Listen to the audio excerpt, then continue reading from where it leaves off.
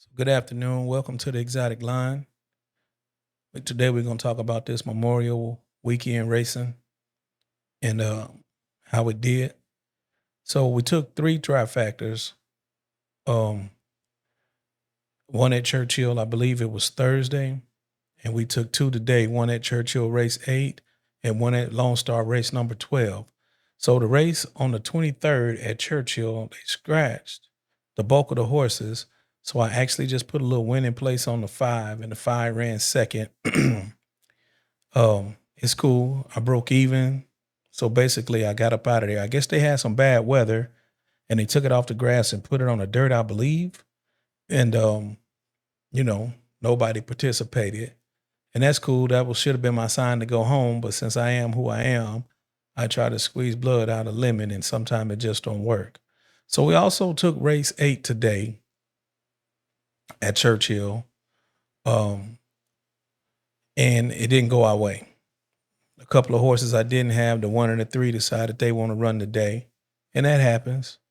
They ran along with the 7, which I straight up said it was between the 7 and the 5, which one was going to be the winner.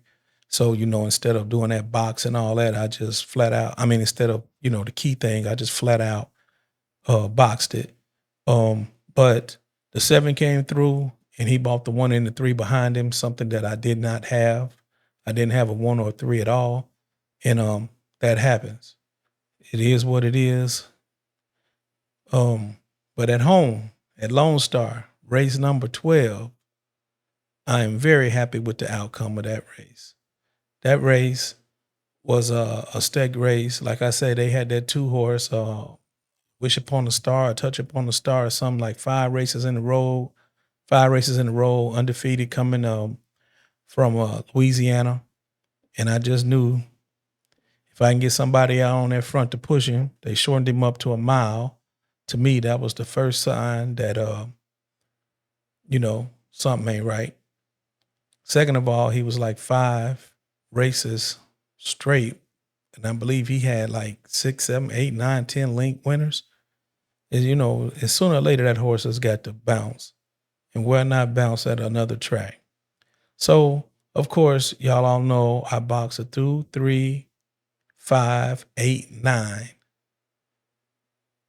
And exactly what I thought is what happens. The front went out there and died, and it allowed some numbers to run past it.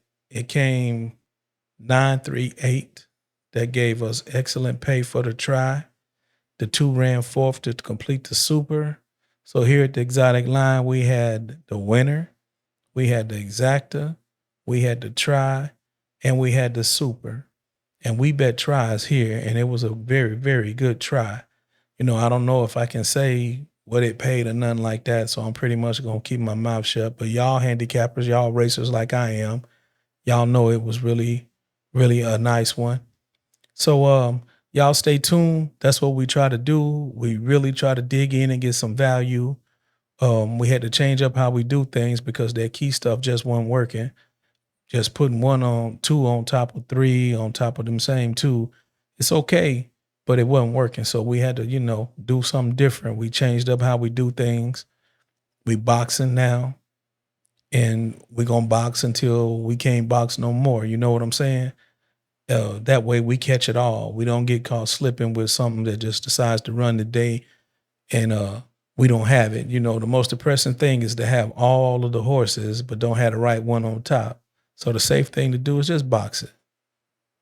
That's box it. People like to ask why I like 5 horses.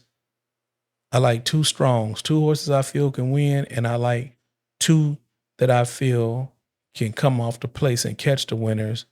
And then there's 1 in there just because of the odds. You know what I'm saying?